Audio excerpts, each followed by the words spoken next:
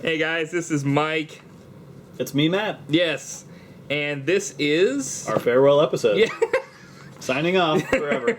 See you. What, do it again. What episode is this? 4? 4? Yeah. Okay. We're almost celebrating our 5th anniversary of the first episode. I now pronounce you friend and friend. You may shake the hand. Okay, so this time, guys, we're going to do something, we're going to be more of the same. We're going to introduce we have the recommended section, we have the best of worst, but we're also going to do the news. It's not going to be like a news broadcast, but we're each bringing one thing to the table here. I'm like, oh, what a world. Yeah, it's not going to be more of the same. It's not? Because I'm coming in strong this week. Last week, I feel like not only did I let our listeners down, I let you down. So I'm going to come back strong. How are you going to make it up to me? I did more prep. Nice. So when you ask me what happens in a movie, I don't say, I can't remember. Piss poor preparation creates piss poor performance. So I'd like to apologize, firstly, to our listeners, and lastly, to you. I'm going to make up for it this week, because our main subject is...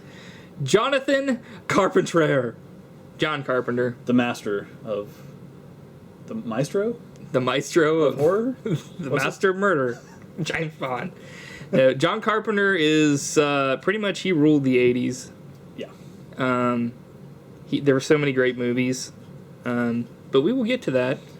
Once again, we didn't pick a crappy series to make fun of. Yeah. Because we also I feel said... like we may still get into a little bit of that. We kind of said last time we were going to do John Carpenter anyway. I didn't want to let our listeners down, Matt, so we're just going to do it this way. You didn't want to pull a Matt and let our listeners down. Like I so rudely did last week. You freaking screwed us. No, you're fine. Oh. So, should we do the news? Let's do it. Here we are. This is what we like to call the news. We got to come up with a better name for this segment. How about nerd news? Better, closer, warmer. We'll think about it. I can't think of anything. No, we can't move on. All right. Our pledge to you is to come up with a name by this time next week for the news segment. Yeah. X. Gonna give it to you. Okay, so go ahead, Matt. You go first. All right, my news is... I can sum it up in 2 words. Actually, one letter and 1 word. Text in now if you think Matt is about to say Paul Blart. No. M. Night. M. Night. Oh yeah, he's back. This is the comeback year because his movie is coming out in September called The Visit. Yeah, I actually saw that. Not the movie, but I saw the trailer. It looked sweet. I actually didn't see the trailer because I try not to watch trailers unless it's like Star Wars and I have to. But just the poster alone. I haven't seen the poster. The poster's great here. You turn it around as one of those spook 'em ups. All right, listeners, look at the poster. Yeah. Get your number 2 pencils out and look at the poster. So it's like it looks like style like the Home Sweet stitching. Home. Yeah. And it says Grandma's rules. Number 1, have a great time. Number 2, eat as much as you want. Number 3, don't leave your room after 9:30 p.m. The Visit, an M. Night Shyamalan film. That's usually my rules when Monday Night rolls on. It's been so eat as much as you want. Yeah. Have a great time, but if you want to have a great time, don't leave your room and watch Raw. Yeah, I think I'm pumped for this movie. Yeah, I think it looks really cool, and I mean, he needs a comeback after the whole This is it. I'm calling. He can't direct. He couldn't direct the whole. What couldn't go wrong? Well, I mean, yeah, it's hip to hate M. Night Shyamalan now. I don't think it's hip. I think it's just the last thing he did was so crappy. The last several things he's done have been horrible. That's true. That's true. Well, what did he do? He did the Last Airbender, which I didn't see. An awesome actual Did you see series. That? I saw the series and it was awesome, and then I saw the movie and it was like Dragon Ball Evolution style. I was like, what is this shit? Yeah. There's no way that there's no reason that something should be that bad, especially after seeing stuff like you know, like when they do certain movies and you're like, wow, that was a great adaptation. Mm-hmm. And then you see something like that and you're like, what the frig? There was no love or care put into this. But what were you saying? Oh, yeah, and then I didn't really like After The Village. I didn't see that. Well, The Village, okay, so, yeah. This is actually the M. Night Shyamalan cast. Yeah. I think most people kind of turned on him with Signs. I love Signs. I love Signs, too. Yeah. I think it's What a can't great you love? movie. It's got Mel Gibson in Well, it. people are like, oh, the aliens didn't like water. It makes no sense. It's like, get over it. I'm like, it doesn't, but... Who cares? It's still a great movie. It doesn't make sense, Matt! One plot hole ruins every movie. Nah, I can get over it. Actually, that's a big plot hole, Matt. Matt! You should see. You should have seen Matt's face. He looked like a dog that was yelled at. Sorry, sir. No. Okay. So... You should see The Village. I think that's when a lot of people... Oh, I thought you said you hadn't seen it. No, I said I saw it and I didn't like it very much. You should see it again, idiot. I'm like, I saw it. You're like, you must not have watched it. You're like... You didn't watch it correctly. Try again. If you would have really seen the movie, you would have saw that it was good. I'm like... It's not great, Dang. but it has its moments. My biggest part that I didn't like was the whole reveal of what was really going on, Yeah. and it was kind of like a... I think most people felt kind of tricked. Which, I mean, those movies are good because they have, like different... They have huge, like, tricks in them, but it's like... That was almost like a, hey, we... Gotcha. Yeah. Look at me. Yeah. I gotcha. Not only that, but, like, I remember there was this whole, like, conspiracy. Like, remember when he did all that documentary to, like, push that movie? That, like, he has these powers, and where did he come from? And it's, like, all this stuff. And then you saw the movie, and you're like, this movie sucks. Yeah. That's why he did it, was so people would go see the movie, because he knew that it was going to be a shit movie. But anyway. But everything after that has been pretty awful, including After Earth, which I don't know why I didn't even know that he made a movie after The Village besides the Last Airbender. Was it After The Happening. Earth? Dang, which is the one with Mark Wahlberg, where it turns out like the wind is the killer. How? It's really, really bad. I love Mark Wahlberg. What happened, man? If you see this movie, because he's terrible in it. That's poop. No, but that's one of those so bad it's good movies. Oh, okay. But After Earth is not one of those so bad it's good. It's so bad. Is After Earth the one with Will Smith? Yeah. I didn't know he directed that. Yeah, they tried to hide it because everyone hates M. Night Shyamalan so much now. Like, they hid that in the marketing. Wow. But yeah, he directed that. It was terrible. I can't think of anything. Yeah, I heard nothing good about it. It managed to make Will Smith, like, get this guy off the screen. Yeah. You know, this guy's boring. Yeah. But that's all going to change this year. Yeah. When With Will the Smith visit. is the grandma. Like Tyler Perry. It sounds scary, kind of. Yeah. So that's my news. The trailer for that came out, and I was Nice. excited about it. Yeah, Even though I that's- didn't even watch it. The trailer came out for it, and you were excited that there was a trailer for a movie That you never poster- heard of. I can tell it's going to be good based on the poster. Yeah. Well, you know how it goes with that kind of stuff. Yeah. You're always wrong. But I'm gonna see it. I'm gonna let you just go straight forward into dawn. I don't know what that means. I mean, you never know, man. Hopefully it'll be good, because M. Night Shyamalan deserves a good movie. Yeah. Oh yeah. One more. Devil. He didn't direct that, but he like it was part of like his umbrella of movies. You remember Devil? It was about like people trapped in an elevator, and one of them was the devil. Oh, yeah. That was one of the worst movies I've ever seen in my life. Really? Yeah, I hated it. Hated it. Hated it.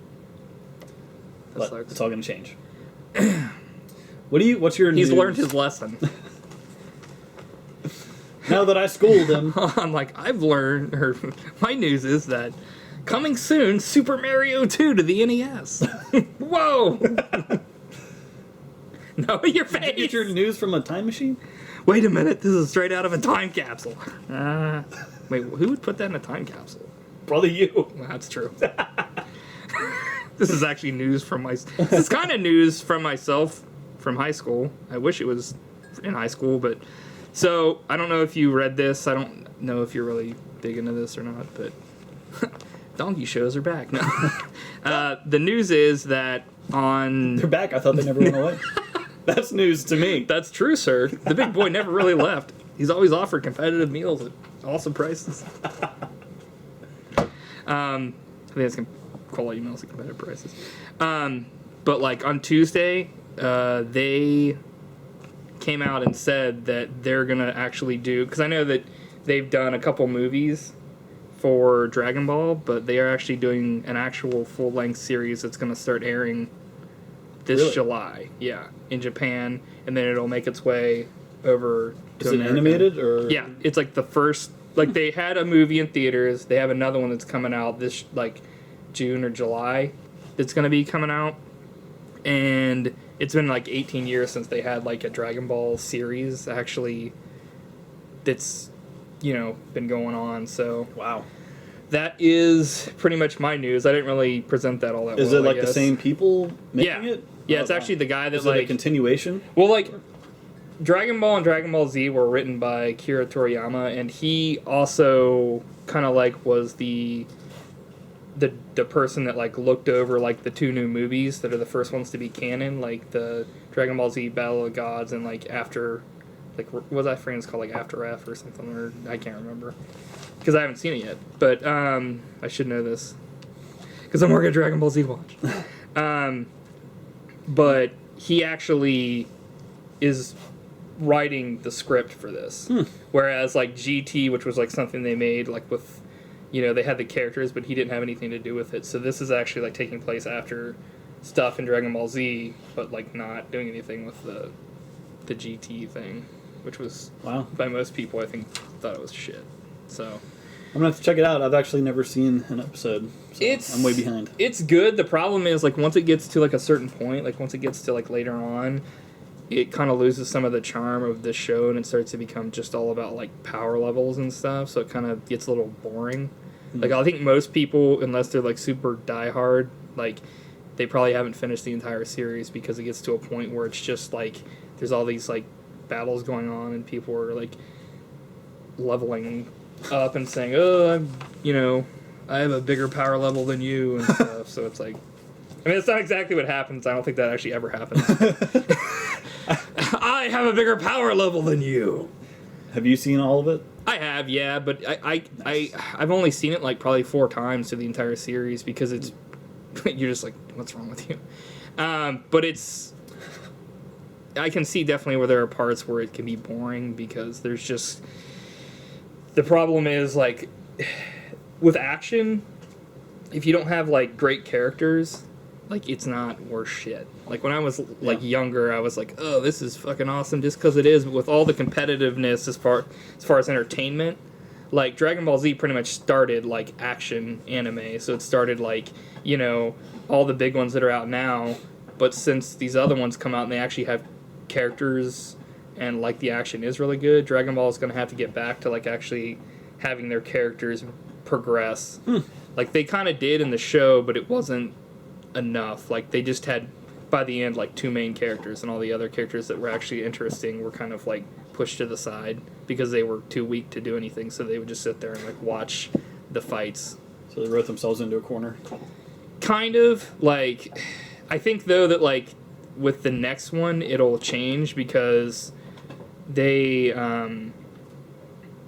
had a part where like their sons and stuff were actually starting to get like more powerful, so they could actually I'm like, if anybody is listening to this and still tuned in, thank you, because I'm sure you probably already bored by what I'm talking about. Hey, you probably have no clue. We're off to a great start. That's true. We are off to a great start. This is already 1,000 times better than last week. Is it? I dropped the ball. You're just gonna keep saying that. Nah, it's all good. It's all good. So, yep, we got M. Night Shyamalan. He's got a new movie coming out. It's been a while. Dragon Ball's coming out with, it's been a little bit longer for him, 18 years. Time. It's been a while since Dragon Ball. Good new Dragon Ball Z. And they also had, like, I think I brought up the Lupin one, too. I guess that's 2 of my huge series. I can't believe it, Matt. Well, I'm going to have to get on board when they make their way over here. Heck yeah, man. They got the new movie coming out soon. It's, in a couple months. Will come in theaters. All right. Okay. So let's go on to recommended. You're like, I recommend the M. Night Shyamalan movie. I'm like, Matt, that was news. You're like, I know. It's so newsworthy. I recommend that you check it out. Nice. So, And recommendations. Yes. Is that the name of this segment? We need can think to come of up with a better name for recommendations. Our pledge to you, the listener, is to come up with a new name for recommendation. Hashtag check it. Hashtag team recommendation. Team recommendation. C Nation. Recommendation Nation. Actually, that's the name. Recommendation Nation. Hell yeah. All right. Who should go first? You're going to have to cut out that big silence. No. Leave it in. The more awkward, the better. I don't know. What do you think? I don't know. Let's have this small debate. Fuck it. I'll go. You got to take the reins on these teams. Okay, so I recommend the show Downton Abbey. If you haven't checked it out, have you heard of it at least before? I've heard of it. Okay, it's a show that is on the Masterpiece classics, I guess is what they call it, but it's actually on I think it's on BBC or something like that. But I know that you can actually check it out on Amazon Prime. Pretty much. I had to write down the story because it's not the story, but a synopsis here because it's hard for me to remember some of the stuff because we're onto the second or third season. But it's pretty much a family is they're super rich. I'm just going to read this because the way I'm going to describe it is going to sound way worse than it actually is. It's a chronicle of the lives of the Crawley family and their servants beginning in the years leading up to World War One. So it starts out in the first episode, they have this whole thing where they're trying to get the eldest daughter married off to their cousin, but then they get this horrible news that he was on the Titanic. So it's kind of real life situations kind of start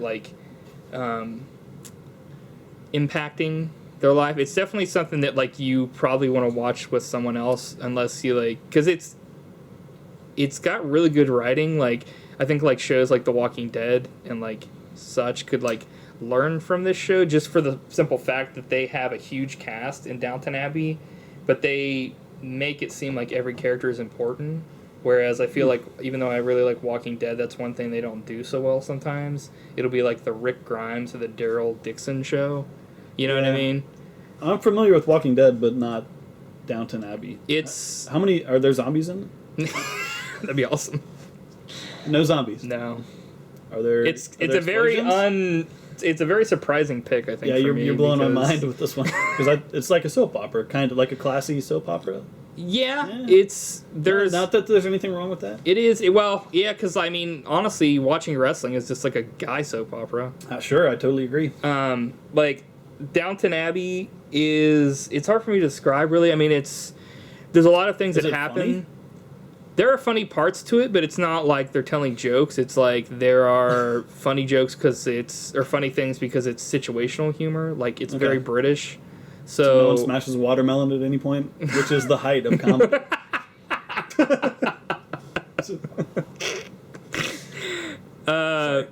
It is smashing. Nice.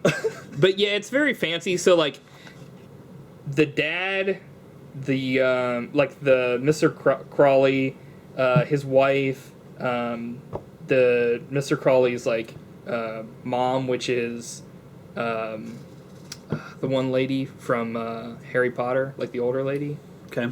You remember her? She's I forget her name. Maggie something. Yeah. And they have daughters, and they're used to being waited on hand and foot. Mm-hmm. So when things happen like World War One and they have to kind of change a little bit, you see them kind of progress and find that they have to actually some of them have to work or want to work for a living and because they're used to they'll get up and they'll have different clothes for everything that they do, and really all they do is just sit around, gossip, eat, and then they'll be where the real meat of it kind of lies sometimes is with the actual servants, because you'll see that they're just normal people, and then that kind of starts affecting the actual rich family. I think I've heard it described as lifestyle porn. Where you can get into the world of super fancy. Yeah, they do a really good job of making you think that you're actually like there because it's like everything looks like totally period. Cool. So I will have to check that out. yeah, it's so funny because there's parts where like they'll get like a phone in and like the main guy doesn't know they've never had a phone before. Nice. So like he picks up the phone for the first time and blows into like the earpiece, like he's like hello and like trying to figure out how to like work it and stuff. Nice. So Making fun of rich people. I know, right? That's always good. Yeah. Cool. Well, I did not expect that one. You're just like, oh my Hey. gosh. I like it. Yeah. We gotta broaden your horizons here. I agree. I was talking to listeners, man. Oh, I'm sorry.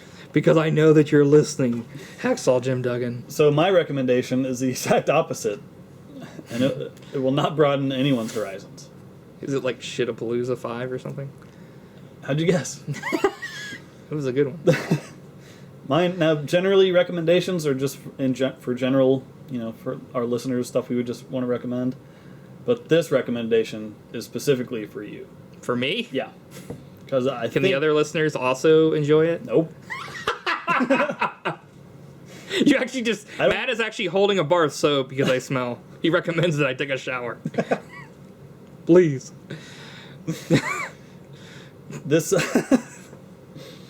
So, I don't know if you have seen this movie or not. I'm hoping you haven't, so I can give you a good recommendation. Mm-hmm. But it's a movie called Hell Comes to Frogtown.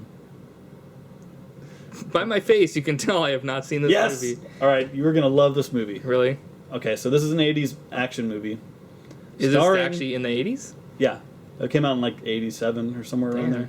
Starring Rowdy Roddy Piper. Really? Yeah, in a post-apocalyptic landscape where there are mutant frogs. Are you serious? Yes, I'm serious, and it's awesome. Oh my god, I've never heard of this before. Yeah, I saw it like last year, and I was like, how have I never heard like this? I gotta, like, should be my write this favorite movie down. ever.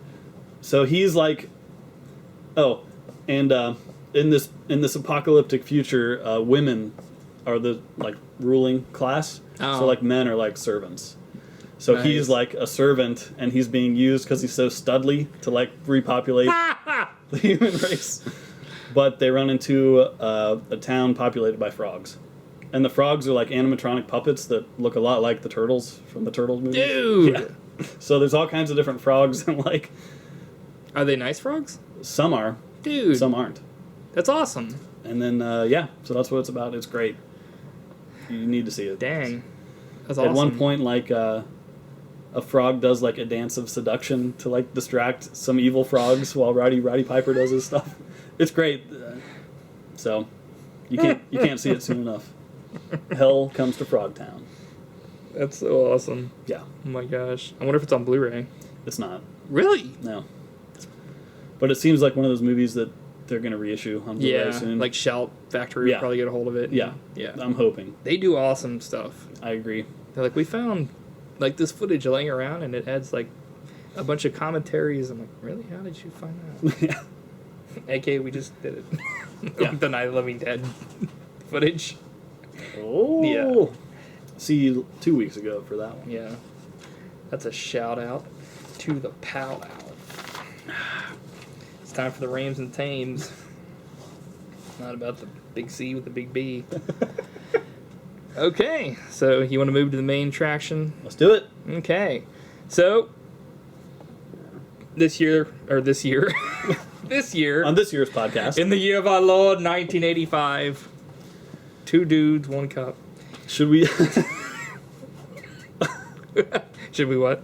should we do what do we do best first or worst first? I can't remember. We made the I don't rules, remember. yet I can't remember. And we keep changing them. Right when I think I got the rules figured out, they keep changing them.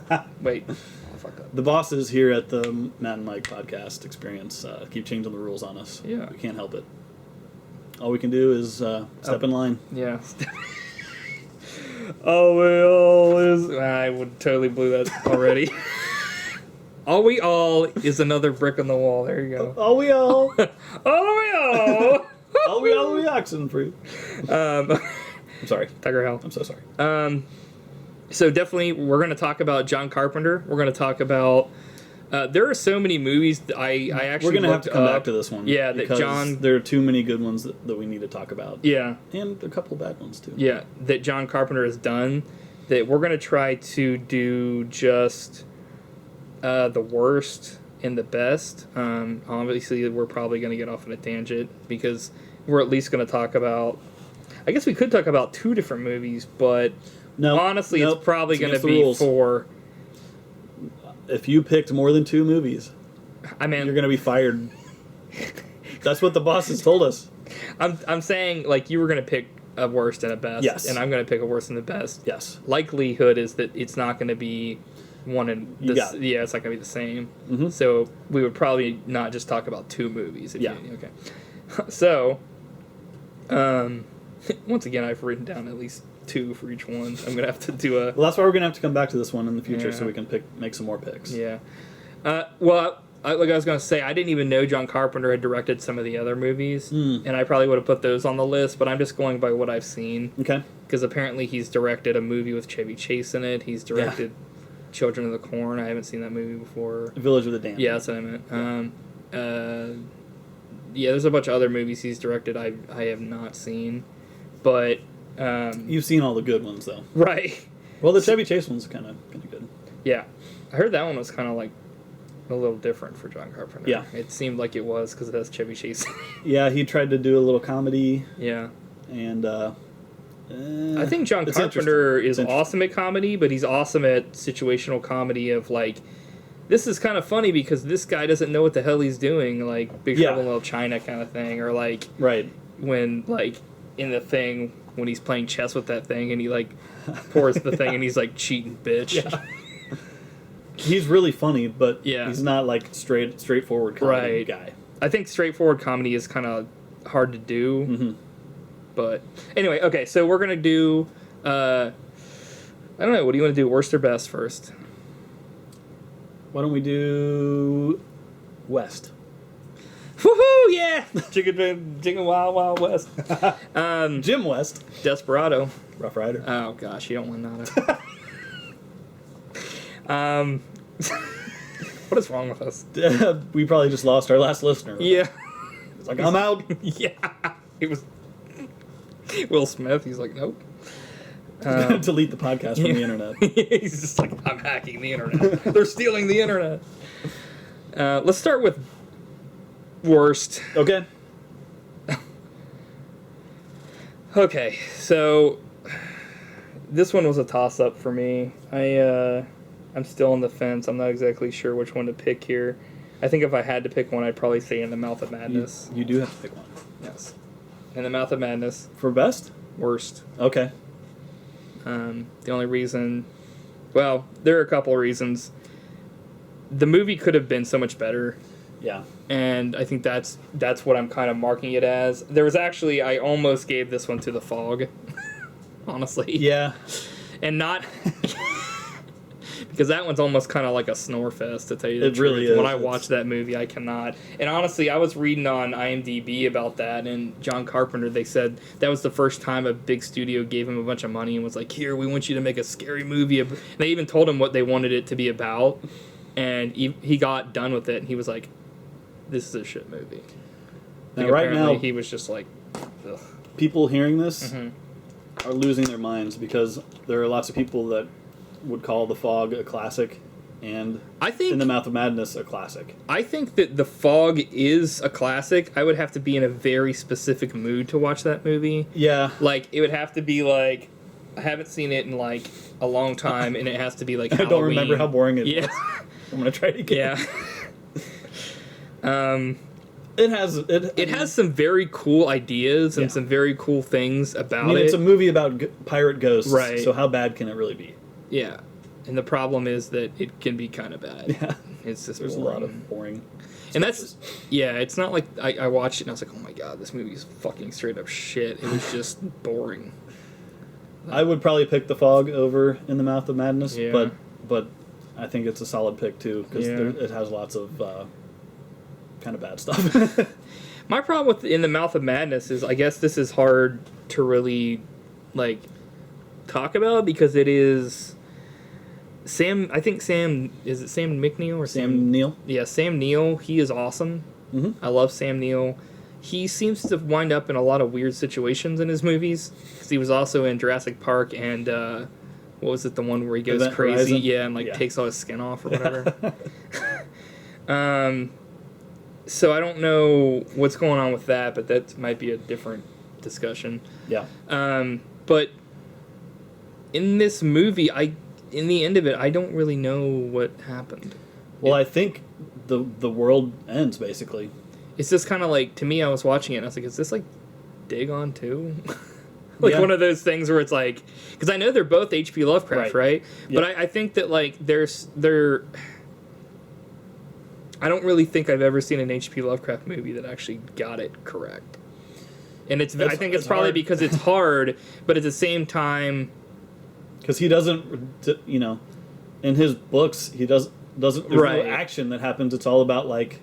They're like, you walk into a room and there's like a tentacle and you can't even describe what it is because you're so horrified that you die instantly. Beyond description. I'm like, and it makes you feel this way. And it's like, how do you make a movie? Yeah, I think if I was going to go about that, I would have probably cut out half the boring shit in the movie. First of all, because at first it's almost like I don't know if this is like the book or what, but it's like he gets there and there's like a guy that's writing a book or something, right? Yep. And it's like a Stephen King. Yeah, and I'm like, why?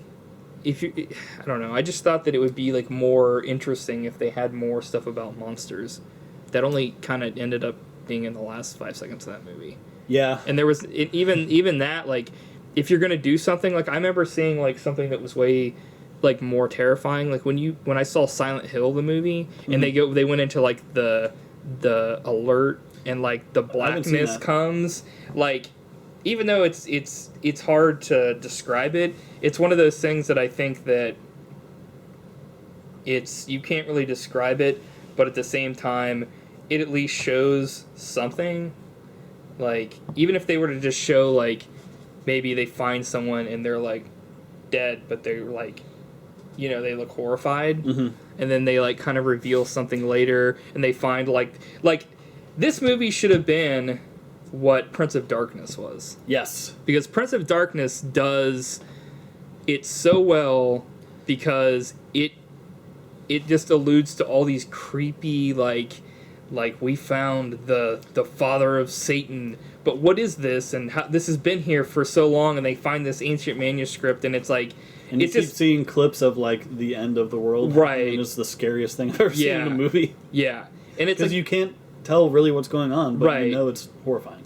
Right. And it's like, it seems like that's possibly the future that they're showing. Right. And, like, they should have done something like that in The Mouth of Madness. There was too much with, like, Sam Neill doing some stuff that no one cared about. It wasn't as subtle as Prince of Darkness. And it kind of like, it was like, oh man, there's all this stuff happening, okay. And then at the end of the movie, there was just these monsters running after him. Yeah. And then he wakes up, like, in an insane asylum, and he walks out, and, like, the world's destroyed, and he's, like, laughing. And he watches a movie called In the Mouth of Madness. Oh.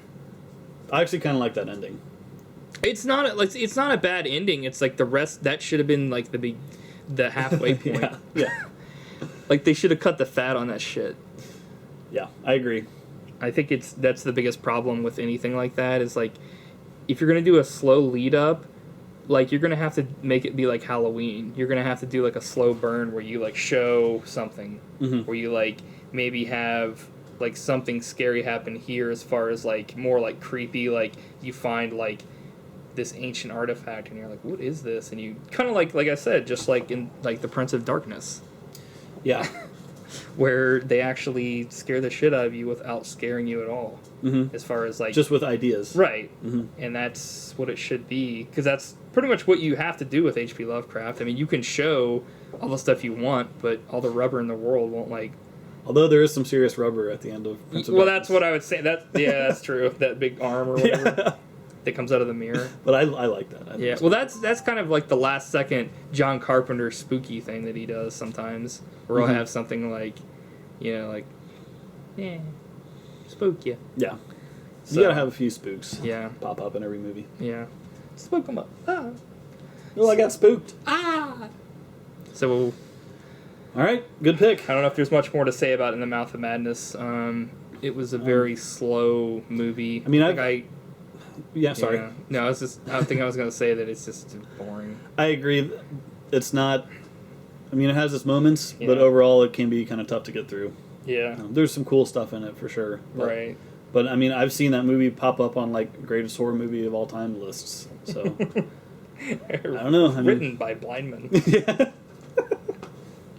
This audio is terrifying. What is this, 2.0?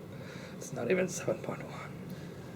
All right, so my worst. We're gonna have a similar theme here because my worst came out the same year as In the Mouth of Madness, and that is Village of the Damned. I honestly, Yikes! probably would have picked that one, but I've never seen it. So You don't ever need to. I don't. And I have a long list of why. Number 1. No. Village of the Damned was one of the nails in the coffin of his career because it was a huge bomb. Yeah.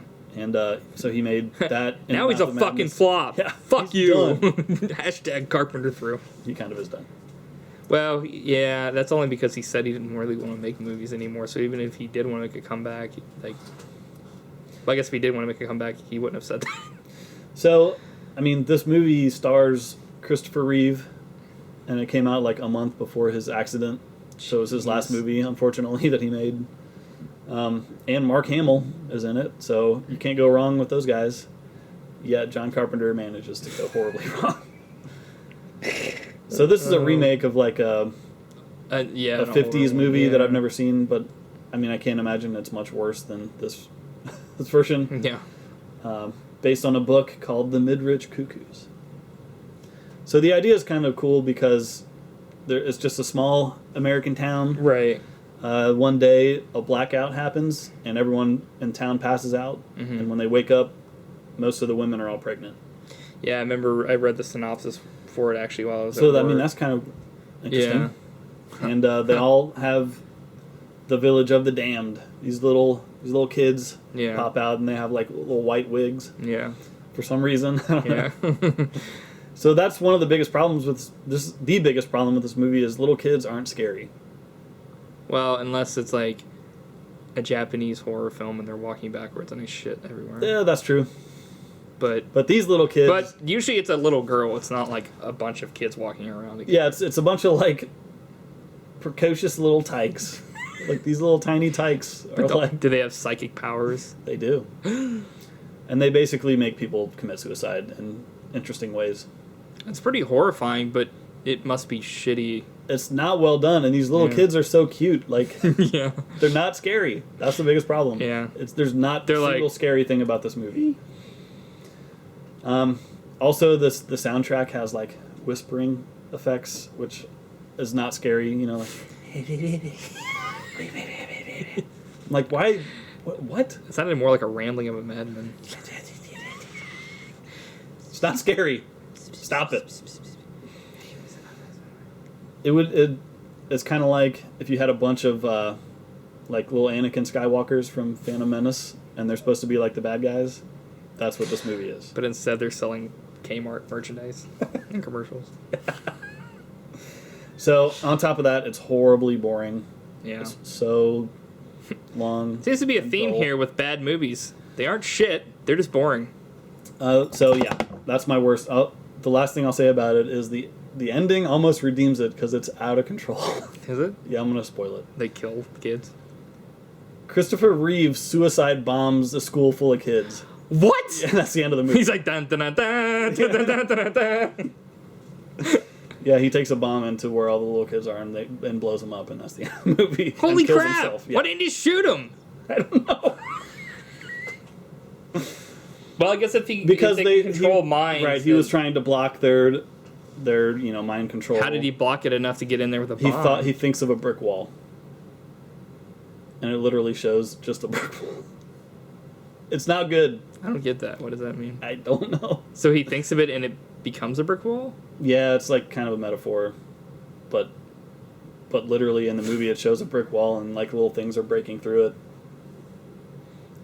it symbolizes what's happening in his mind. In the Mouth of Madness and this movie, both with weird stuff. Yeah. So, I mean, it was cool to see those kids get killed because they're super annoying. There was this one movie that they made a long time ago. I forget what it was called, but like these kids like start killing people, and at the end of the movie, a posse gets together and just blasts the shit out of all these kids.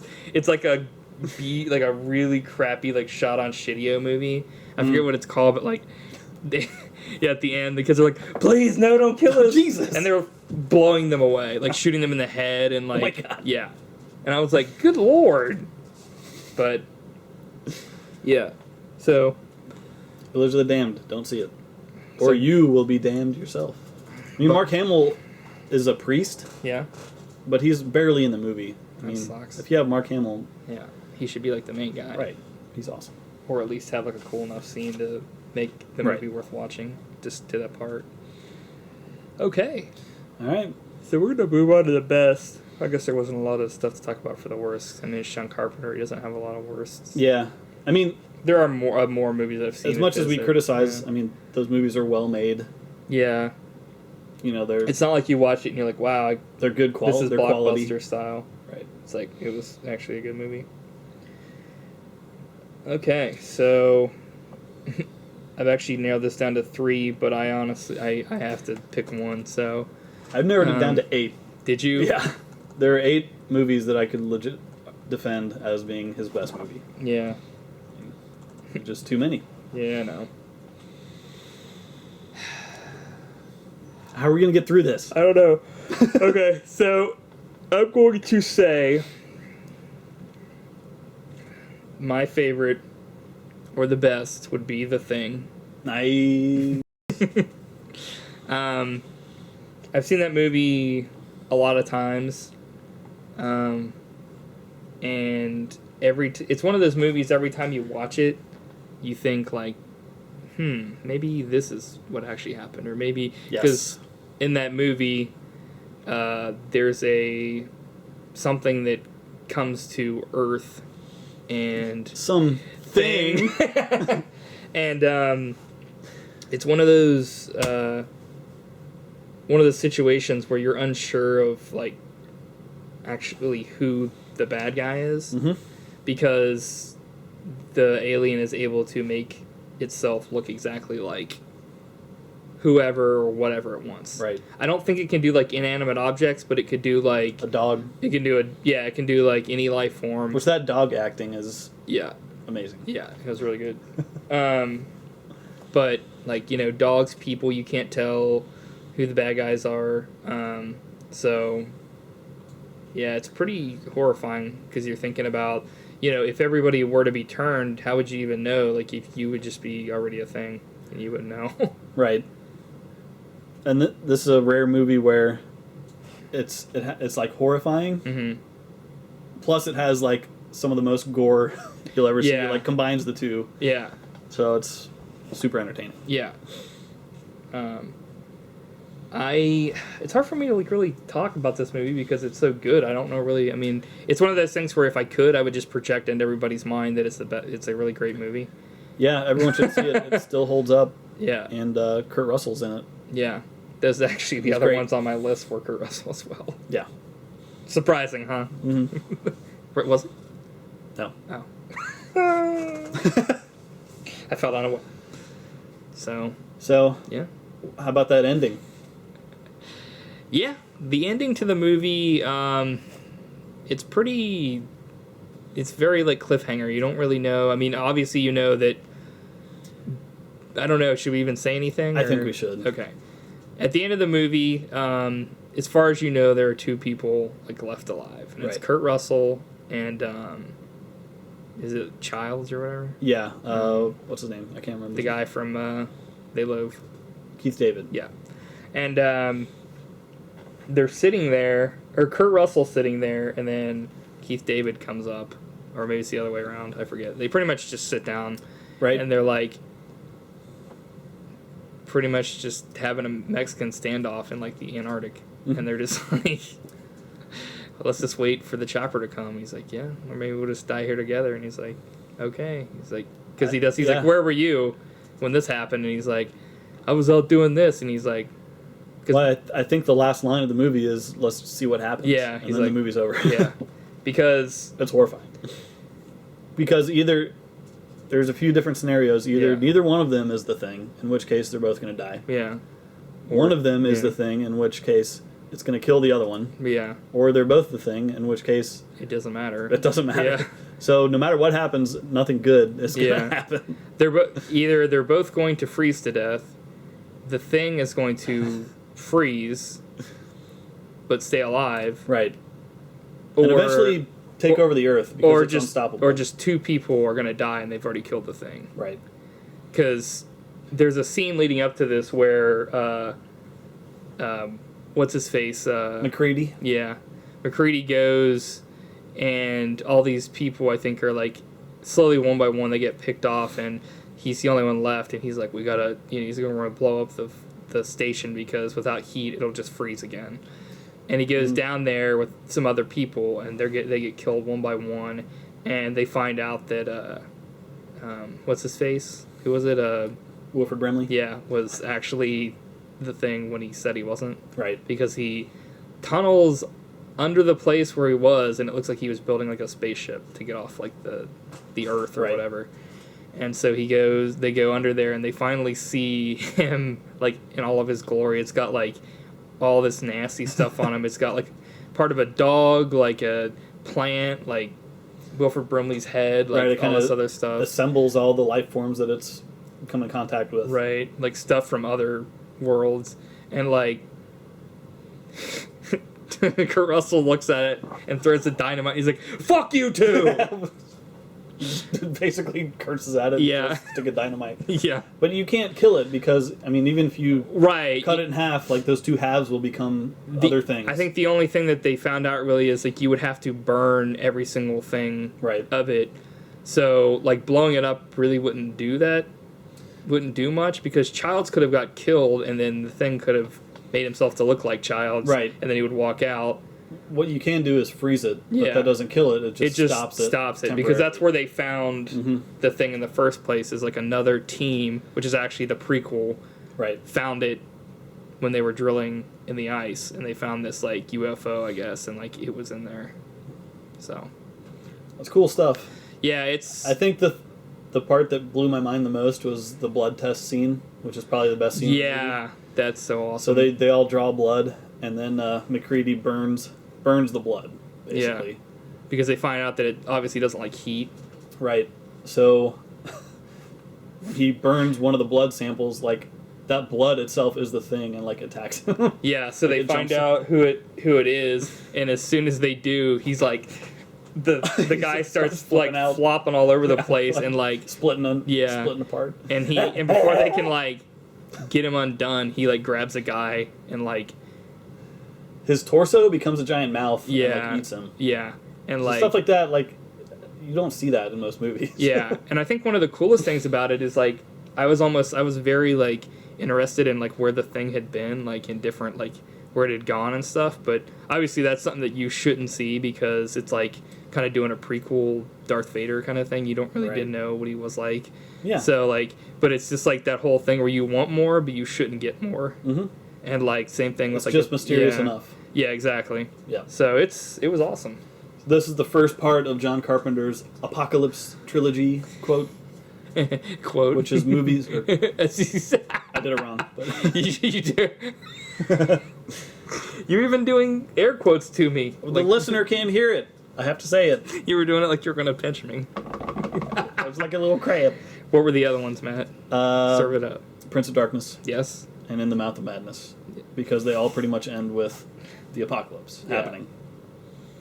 Which is a cool little trilogy for Carpenter fans. There you have it. Anything else about the thing? It easily could have been my pick as well. Yeah. Honestly, any one of these could have been my pick, but I had to make a pick, so there are other ones I definitely have on this list, but maybe we'll talk about them if we have extra time here, because I think we're going pretty quick. Yeah. I don't know, do you have anything else to say about it? No, I mean, it's we pretty much a perfect the entire plot. I mean, you still have to see it though, because us explaining it isn't really doing shit. Yeah, it's great. I mean, all the actors are cool. Yeah. It's just a cool movie. Yes, sir. And there's no CGI. Imagine a world if you could. in which there's no CGI. Yeah. The end. Card games. Interested? So what is your favorite, Matt? My your pick best? is Escape from New York. Hell yes! I was hoping you would say It's this. so fucking good. The end. That's it. That's all I have to say. Woo! This one was like right second for me. It's honestly like I was gonna wait and see what you picked. Yeah. And just pick the the big three for me: The Thing, Escape from New York, and Big Trouble in Little China. Yeah, I mean, I would add Halloween up there. Oh yeah. Shit! Why does John Carpenter have so many good movies? I know. They Live. Yeah. Prince They of do. Darkness. Who? They. Who are you? I would say like they're like I like almost all his movies like that I would watch them multiple times, but there are certain ones that like I like love, and like I think that like these three are the ones that I love probably the most. But Halloween is, I think, like yeah, definitely Halloween. Ghost of Mars. Ghost. What? Don't laugh. That was in my top 8. I love that movie. Top 8. That's like every movie he has. He's made like 20 something, I think. I know, but that's almost half. I agree. I have a top 20, man. Every movie is my favorite. It could be, except for Village of the Damned. I wouldn't say Never like Village of the Damned. I don't know. Like even though I like Big Trouble in Little China, I don't know. It's more of like a Tango and Cash. Like it's good, but it's like I can't like watch it all. I can't watch it over and over again. Yeah, I can watch like The Thing over and over again. I can watch Escape from New York. I was gonna say the same thing. It's one of those I could watch it on repeat and be entertained every time. Yeah, it's so good. It's so like they're so badass. Yeah, I mean it's just it couldn't have more cool ideas. Yeah, I mean definitely influenced. I mean like Halloween. I mean definitely so influential. Mm-hmm. Like Escape from New York. Definitely pretty much the like model for like Snake, like Solid Snake in like Metal Gear.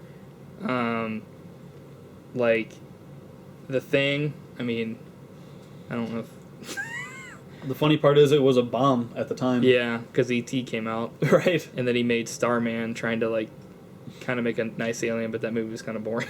I think Starman's pretty darn good. It is good, it's got boring places, I think. Not like as far as like this is a shit movie, and not as far as like In the Mouth of Madness or Fog boring. It's just like it's like Jeff Bridges' acting is so great in that movie, but it is definitely like one of those things where like you have to be in the mood to watch it. Yeah. Where like I'm always in the mood to watch The Thing or Escape from New York. Assault on Precinct 13. Have you seen that one? Yeah, that's a great movie. Yeah, it's right. The problem is I keep forgetting how many movies he's done that are really good. The problem is he's made too many great movies. I can't keep track of them all. Yeah. Ah! Well, yeah, in the last like I'd say like in the last ones he kind of did were shit. Not shit, but they just weren't like Ward. Yeah, or we should whatever. mention the Ward because I mean that is by far his worst movie. I don't think anyone would argue that. Yeah. But I mean, it's so bad I couldn't even get through it. Yeah. So I didn't want to even pick it. Yeah, it almost doesn't count because there's nothing Carpenter-y about it. Yeah, that's kind of like he also did like the Masters of Horror or whatever. Yeah. And I don't really remember much about what did he do in that? They're not great. Yeah. I remember you had the set. And did you sell it? I did. Was it bad?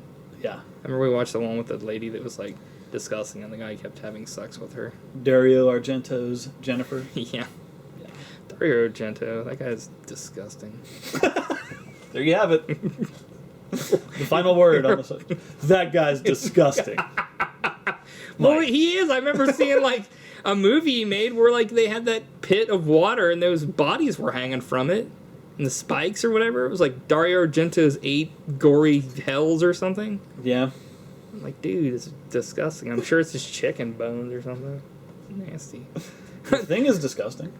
Do you think John Carpenter's disgusting? No, but like I'm calling you out, son. There's not humans gore really a lot in that movie. You know what I mean? It's fantastical. And it's like alien, and it is disgusting, but it's not like, hey, this is a torture chamber and there are like floating bones and like skulls just hanging out.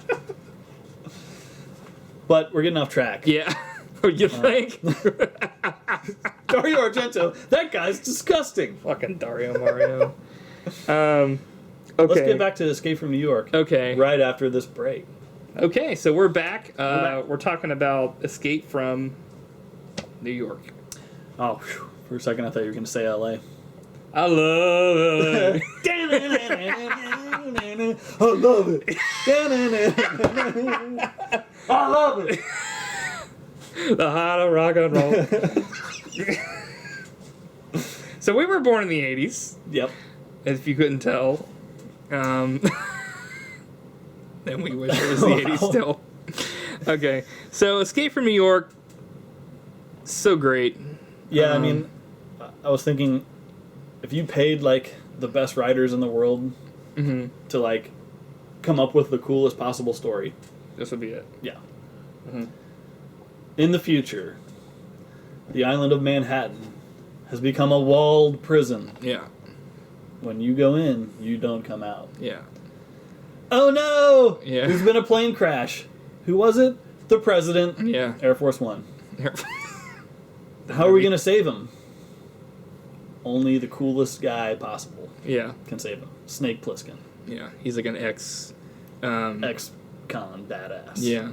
He was like in the Antarctic Wars. And like... Yeah, he's like ex-special forces. Yeah. Turned to a guerrilla warfare guy, and then he also like... He did a deleted scene where he like robbed a bank and like... Right. I guess he got left behind. Yeah. Kurt Russell, and probably the greatest performance that's ever been captured by a movie camera. Yeah. He's totally like... There's lots of like anti-establishment, anti-government stuff in this movie because I think John Carpenter's kind of like disillusioned with it. So Snake Plissken is like the ultimate disillusioned character. Is like, the president, we need to save the president. The president of what? Yeah. It's just a great line. Yeah. So. Oh man, there's just so much. I don't know what to say. There's lots of cool characters. Yeah. The villain that runs the prison is the Duke of New York. Yeah. Played by Isaac Hayes. Yeah. He drives a limousine with chandeliers hanging off of it. I mean, they've crammed so much cool stuff into one movie. It's like, it's not even possible. The chandeliers thing, I remember seeing that. Yeah. It's great. Oh, man. I think one of the things I like most about the movie is Donald Pleasance as the president. Donald Pleasance is one of the things that also makes Halloween so great. Yeah. And I think, looking back, I remember I also saw him in an episode of Columbo where he was like the bad guy. Dude. But he wasn't, he was like this aristocratic guy that cared solely about wine. And his brother was like, we're just going to sell the place and sell it to these people. He's like, you're going to sell it to the so-and-so brothers over my dead body! And he like kills his brother, like his half-brother. And all he cares about is like the wine and stuff. And I think I've seen that one. Yeah. It was, Columbo is so awesome, but like that episode especially was so great because Donald Pleasance is great in everything. Yes, and he goes from 0 to 60 like that. Yeah, but he almost always is can. playing a different type of character. Yes. But you never know what he's going to do. That's the thing. It's like when you see him like as Blofeld. Yeah, as Blofeld, as like Dr. Loomis in Halloween, where he's like giving that monologue and stuff, and you know he is inside the mind of Michael Myers and the only person that understands him. And in this movie, he's the president that only gives a shit about himself and like pretty much what the viewers are gonna like. He's not heroic, right? And throughout most of the movie, he's like panicking. Like he's terrified. He's like crapping his pants. He's like, "Get me out of here, Snake! This is bullshit." And like pretty much the only time that he does anything heroic is not to really save anyone. It's to get back at someone else for treating him like shit, and he fucking murders the shit out of the guy. That's probably my favorite part of the whole movie. Yeah. Because you don't see it coming. Yo, the dude! Yo, the Duke! Yo, the Duke! Like machine guns. Yeah. Duke. And it's hilarious. And it's like, he didn't But have horrifying to at do, the yeah, same he didn't have to do that. Snake was about to get up with the rope, I think, and then they throw the rope off so that he can't get up, and then, or they pull it up or something like that. Right. And then He stops it. he thinks that he's screwed. Right. And then he like the president of the fucking United States in a With a machine movie gun. pulls out a machine gun, and this isn't this isn't like Expendables or like an Arnold movie where Arnold is the freaking president. Donald Pleasance murders fucking the Duke. He doesn't just shoot him once. Yeah, he machine It's like guns him fucking and, like, strafes his body a whole bunch Saint of times. Valentine's Day massacre Yeah, exactly. style. And he's like freaking out, Yeah. which you don't see coming because he's all like timid and stuff up until that part of the movie. Pretty much it's like he was embarrassed. He was like treated like shit by the Duke. Like they hurt him physically and emotionally. You see him like, and he's not used to that because he's a petty person. Right. And like when he pretty much when he did that and he knew that he was safe, it didn't matter if Snake was there. Like Snake saved him, but he didn't give a shit. He fucking killed the guy because the guy did that stuff to him. But so even after that, he doesn't really. He's not very thankful. Right, he's not like Snake. For saving his life. You are an American hero. You are the greatest thing. You're no longer a criminal and all this other stuff. Okay, yeah. Yeah. Get out of here now. He's like, no. He's like, whatever. We'll see you later, Snake, or whatever. So that's another great part about this movie because technically this should be in the Apocalypse trilogy because at the end of the movie, Snake basically causes the apocalypse just out of spite. Yeah. Well, he does that in the second one too. Yeah, he does it both times. But the second one's basically a remake of it. Right. But like this one is like at the end it's like I guess there's like this peace talk or something that has to go through and he had this tape. Right. The president has the only data that this formula or something. It can basically some MacGuffin. Create peace. Right. And so like because World War III is about to break out. Right. And like he is about to go on the air to like play it and let everybody hear, all this shit, and instead... Snake screwed him over. Yeah, it plays American Bandstand from Cabby's car. Yeah. And Snake destroys the tape. Yeah. And that's the end of the movie. Yeah. Well, isn't the end of the movie, like, the guy asks him to be part of the thing, and then he walks away, or... No, you're right. Yeah, because the guy's like, we could really help, use your talents or whatever, and he's just like... Lee Van Cleef. Yeah, because at the beginning he's like, call me Snake or whatever, and at the end he's just like, Snake, we could really use your help, and he's like, call me Pliskin. Yeah. Like either way, he's like, fuck you. Yeah. And so he walks off, and he's like, starts winding the tape out, destroys the tape. Yeah, and the credits. guy, and he goes to like play, and you see Donald Pleasance's face, and it's just like. It's over. I like the second one's ending better a little bit because it's so much more cheesy. I mean, I don't like it better. It's just so like ridiculous. Like, welcome to the human race. Like, what the fuck does that even mean? I mean, if you really think about it, it's kind of genius. Because by, basically blacking out the world and killing most people, yeah, he's taking us back to what it truly meant to be human. But you're like still part of the human race, though. That doesn't make any sense. Okay, you got me. You called me on my bullshit. I just love that line. It's hilarious. It is a good line, and I'm not saying it's bad. It doesn't make any sense. I think it's kind of like if you were like, okay, Matt, you're like the funniest guy. Tell a joke right now. You're like, dogs fart. The end. Yeah. But if I was as cool as Kurt Russell, I could pull it off. It works. It's just looking back on it, you're like, wait, what did he just say? Yeah. He's like ducks forever. It's like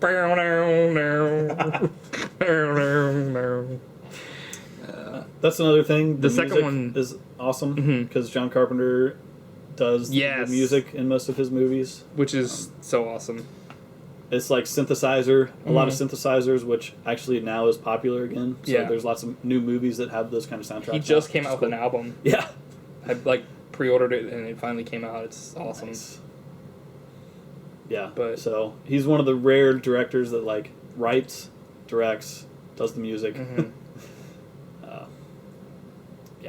Yeah, like Can't say enough good things, especially about Escape from New York. I love it. It's probably in my top 5 favorite movies. I love Escape from New York. I love New York. We love it. That was a little slow. We love it. Sorry. But the second one definitely is not as good. I would say the one good thing about that movie. Well, there are probably 2 good things that I really like about that movie. Maybe more than that.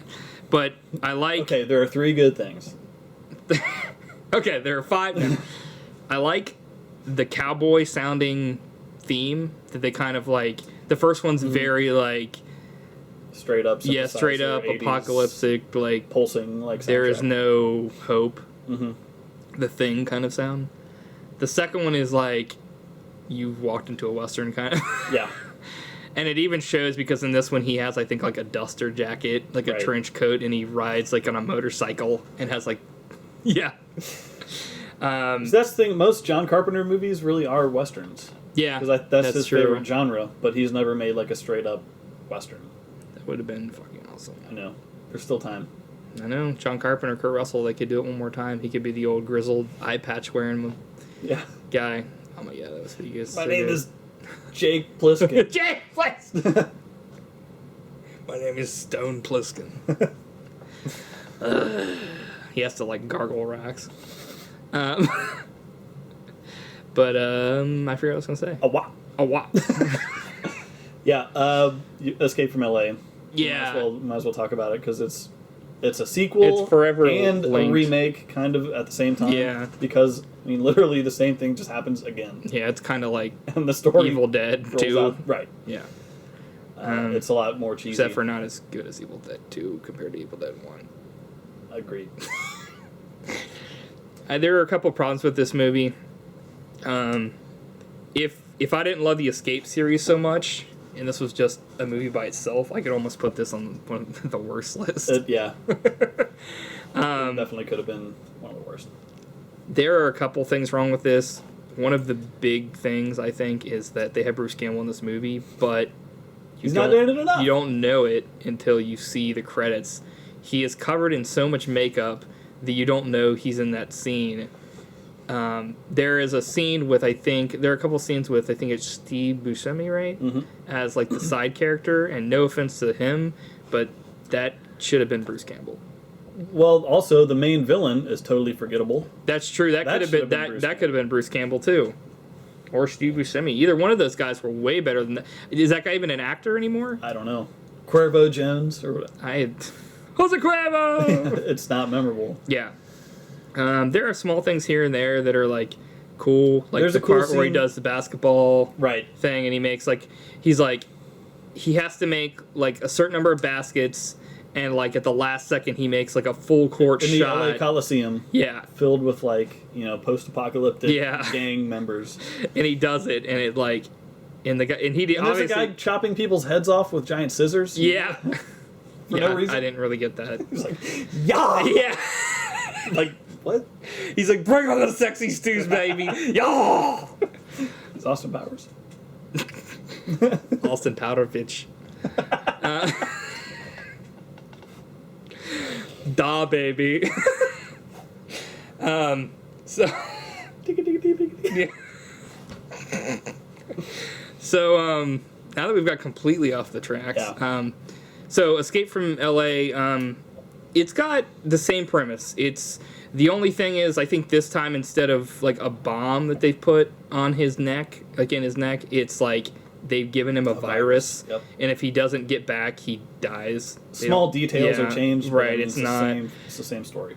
Now, that's okay. The way he enters is really cool, but at the same time, right away, like, the idea of it is cool, but as soon as you see what happens, like, instead of doing, like, the whole animated and showing the glider and it's, like, a prop and stuff, it's... And there's cool models. Right. Yeah. It's straight up CG. Yeah, and some of the worst CG you'll ever see. And when...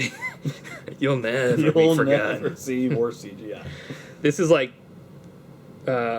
Phantom Menace style, like it's CG. way worse, way worse. I mean, it's like Saturday morning cartoons. But in like, looking back, you're like, this should not be this bad for the time. Yeah. Like, that, like, at least then they just started doing CG. Like, Phantom Menace, there was no excuse.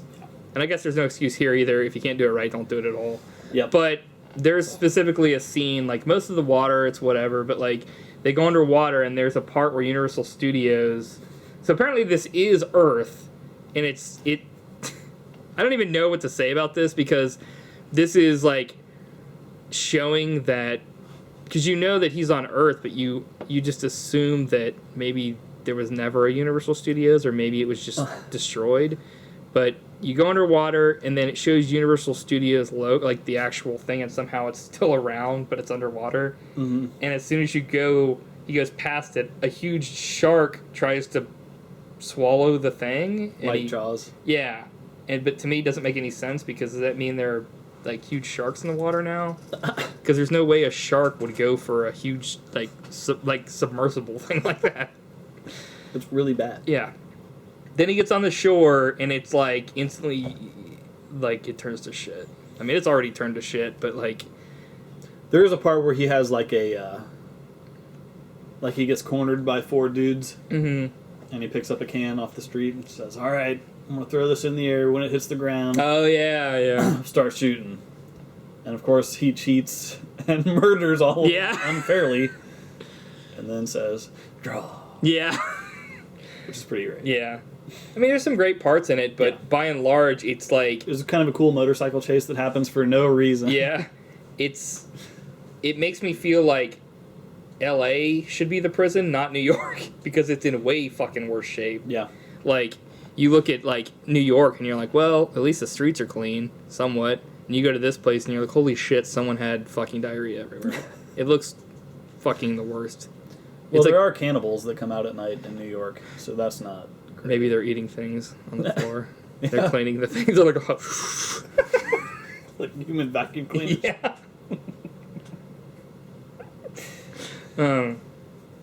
But there's just like a lot of bad shit. Yeah, in it's this movie. really cheesy.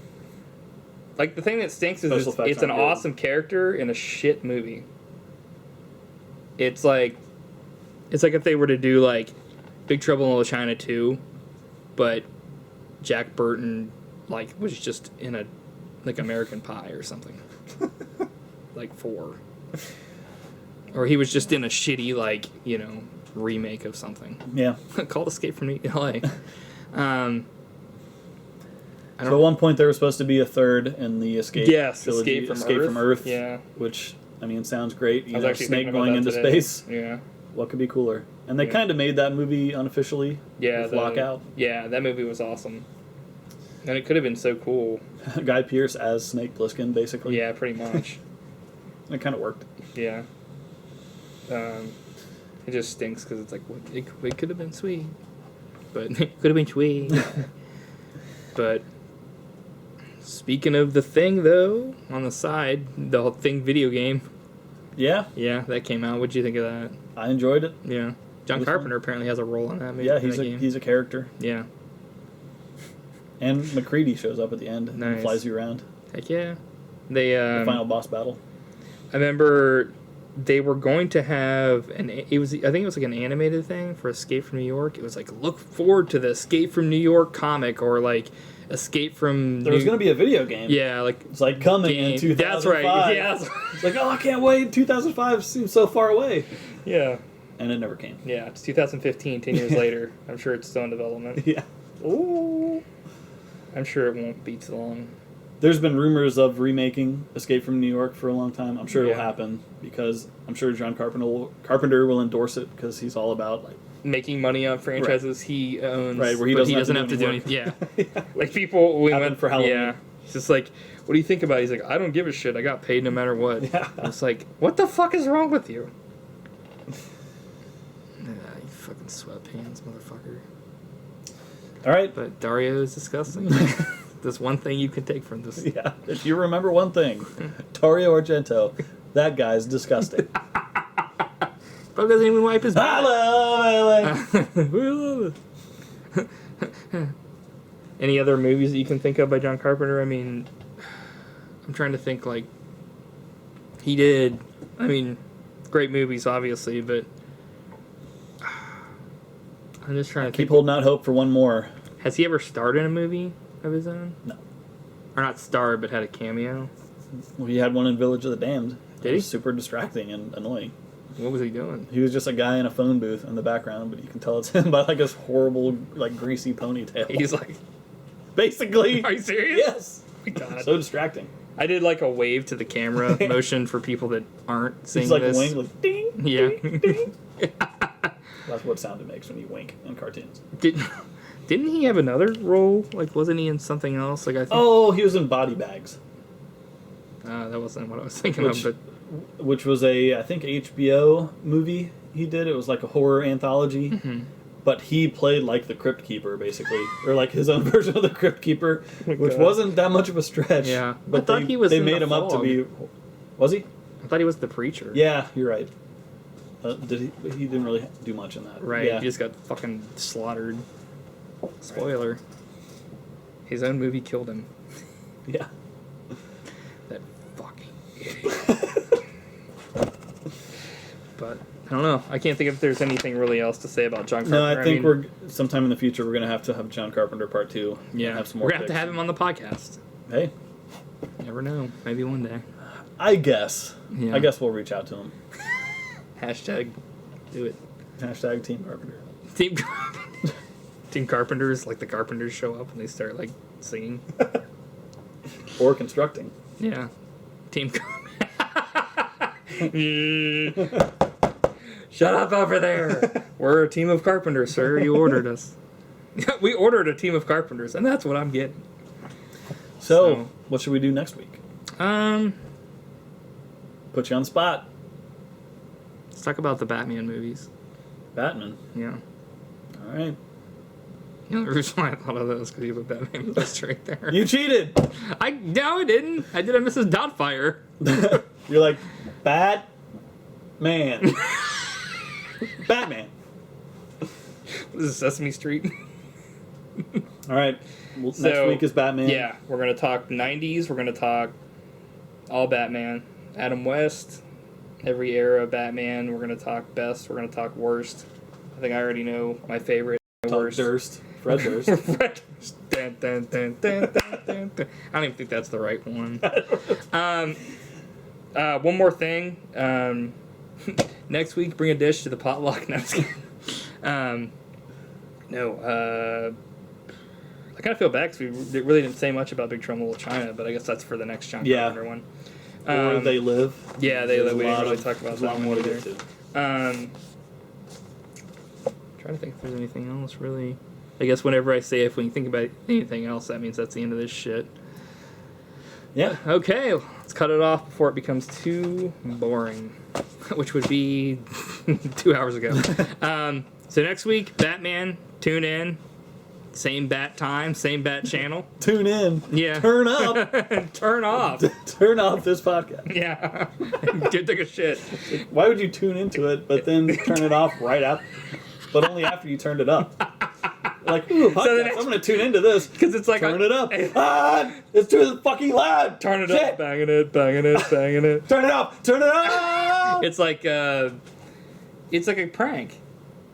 It's like unscrewing the salt. So like the next Yeah. person that like turns on the radio or whatever Yeah. is gonna like hear it It's loud. going to get burned. Yeah, they're gonna be like, "Oh my god, that's super loud." But the problem is that we're not on the radio. So, yeah, that's about it, guys. Thanks for listening as usual. I don't really know who all is still listening or who is. If you made it listening. this far, God bless you. Yeah. And leave us a comment. Yeah. So. Tell us if you like us or hate us. Yeah. But nothing else. I think really, my mom's listening and like Nate. Hey, shout out. Shout out. You get a shout Thanks out. for listening. Yeah, thanks for listening, guys. I'm not sure. Hopefully, we'll get some more people. If not, even if it's just you guys, thanks for listening. So, anything to say, Matt, before we sign off today? Can't wait till next time. Yeah. Next time, that'll be, I guess, next Thursday, right? Let's do it. Cool. Next Thursday. Then right after that, the next day, we're going to be doing Dungeons and Dragons. Maybe we can talk a little bit about our experience the week after that. Maybe one day we'll have Steve and John on, maybe Yeah. Mark. Like we can have like a D&D cast where we talk about stuff and maybe they can add their 2 cents in. If you're listening right now, Yeah. leave us a comment. You Yeah. could be our special guest. Yes, you could be. But Unless you're John Carpenter. Yeah. Leave us alone. yeah. Actually, if you're Dario Argento, clean your act up. Wash your You're mouth on out with notice, soup. son. Wash your mouth out with soup. It's because it's too hot and it's not cleaning anything. It's actually making it dirtier. My mouth smells like stink. Okay, so that's enough of this crap. Broccoli. Bro-